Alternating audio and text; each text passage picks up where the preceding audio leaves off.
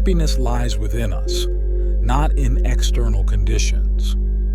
True freedom, the only goal worth pursuing, is mastered by letting go of what we cannot control. Are you aiming for invincibility? Then face the facts. You cannot fight against what you have no control over. Happiness depends on three things within your power: your will, your perceptions of events, and how you apply those perceptions. Real happiness thrives independently from external circumstances. Cultivate indifference to them and discover happiness from within. Stop trying to be anything other than the best version of yourself, as this is under your control. Life offers two fundamental choices: to develop your reasoning in truth or to chase externalities. The decision is yours alone. You could focus on internal growth or get lost in appearances. What's worthwhile?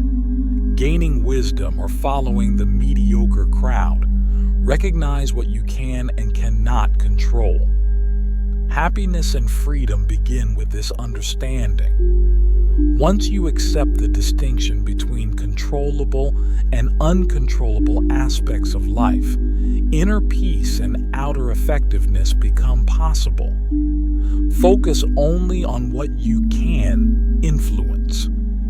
Keep your attention solely on what truly matters to you, and remember that what belongs to others is their concern, not yours. By doing so, you'll free yourself from constraints, and no one will hold you back. Understanding and focusing on what is truly your responsibility means you'll never be forced into actions against your will. Others cannot hurt you without your consent. When faced with events, your only true choice is between acceptance and resentment. What truly frightens and dismays us is not external events themselves, but our thoughts about them. It's not things that disturb us, but our interpretation of their significance. Stop fearing unexamined ideas and impulsive reactions. The world is what it is, not necessarily what we wish or perceive it to be.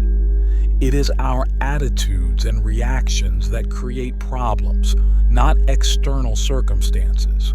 While we cannot choose the external conditions of our lives, we always have a choice in how we respond to them. Blaming others for our troubles is a common but misguided reaction. People of wisdom understand that assigning blame is pointless. If someone irritates you, it's your reaction that is truly irritating you. Rather than reacting impulsively, step back, view the situation from a broader perspective, and respond with clarity. Living wisely involves embracing reason. Clarity of thought doesn't happen by accident, but through deliberate effort. Life's challenges are opportunities to turn inward and harness our latent potential. The best life is one of inner serenity. The clearest sign of wisdom is tranquility. Moral progress comes from freeing ourselves from inner turmoil. It's better to suffer deprivation with equanimity than to live in luxury with unrest. Start mastering yourself now. Your will is always within your control. No external force can truly hinder you if you maintain control over your will. Spiritual progress requires focusing on what is essential and letting go of trivialities. Others' opinions of you should not concern you. They are often misled by appearances. Stand firm in your purpose, strengthening your resolve and bringing coherence to your life. In seeking a higher path, do not crave recognition from others. Being seen as wise or sophisticated often leads to misunderstandings. Stay vigilant against false notions of superiority. The pursuit of wisdom invites criticism. Be prepared to face ridicule and judgment without relying on others' approval. Personal merit does not depend on external validation. Grow beyond concern for others' opinions of you. Self-mastery is our ultimate goal. Evil arises not naturally, but from neglect, laziness, and distraction. By focusing on our spiritual progress, we keep malevolence at bay.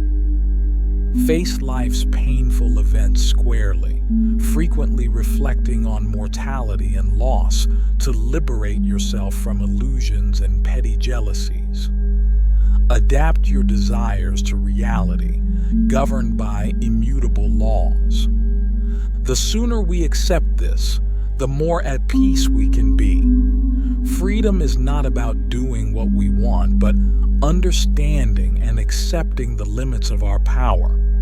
By working with these limits, we achieve true freedom. If you desire freedom, desire nothing that depends on others. Otherwise, you remain a slave. Understand the nature of freedom and how it is achieved. We are actors in a divine play, assigned roles without our consultation. Whether we're cast as paupers or princes, our duty is to perform our roles with integrity. Wherever you are, whatever your circumstances, strive for excellence in your part. Trust in a just and benevolent universal order. Life is not random, but a refined, lawful process. Embrace the divine will that guides the universe with fairness and kindness. Commit to living in harmony with this order, and you'll find strength and security. Remain faithful to this principle, stepping back from what you cannot control, and embrace what comes with grace and intelligence. Faithfulness shields us from bitterness and confusion, assuring us that we are prepared for whatever life brings. Aim to see the world as a unified whole, aligning your life with the highest good and the divine will. Personal talent flourishes through honesty with oneself. Identify who you are and your capabilities. Great achievements take time, just as personal growth and talent refinement do. Embrace challenges. They propel us to higher levels of intellectual, physical, and moral development. Be true to yourself, rather than trying to be someone you're not. Within the divine order, each of us has a unique calling. Listen to yours and follow it faithfully. Cherish the present moment with utmost care and interest. Engage fully with the person, challenge, or task at hand. Avoid creating unnecessary difficulties for yourself. Now is the time to truly live, to be fully present in your situation. You're not just an observer, but a participant. Engage actively, respecting your partnership with Providence. Regularly ask yourself how you can act or perform a task in a way that aligns with the divine will and is coherent with it. Listen to the responses and take action. Even in solitude, you're not alone. The divine will is within you, guiding you along with your natural character. Life's material is your very existence. Great things aren't created overnight. Give your best and always strive for goodness. Define clearly who you want to be. What kind of person do you aspire to be? What are your personal ideals? Who do you admire? What qualities do those people possess that you also want to embody? Stop being vague. If you aspire to be extraordinary, if you seek wisdom, then clearly define the type of person you aim to be. If you keep a journal, record your aspirations so you can refer back to them. Specify the behaviors you want to adopt, ensuring you maintain them alone and in the company of others. Now is the time to take your ideals seriously. Once you've identified the spiritual principles you wish to adhere to strictly, commit to them as if transgressing them were a sin. How much longer can you afford to delay becoming who you truly want to be? The best aspects of your character can't wait any longer. Put your principles into action. Now, no more excuses or delays. You are no longer a child. The sooner you dedicate yourself to your spiritual program, the happier you will be. The longer you wait, the more vulnerable you are to mediocrity and regret because you know you are capable of better. From this moment on, vow to stop disappointing yourself. Disconnect from the crowd. Decide to be extraordinary and do whatever it takes to achieve it. Now,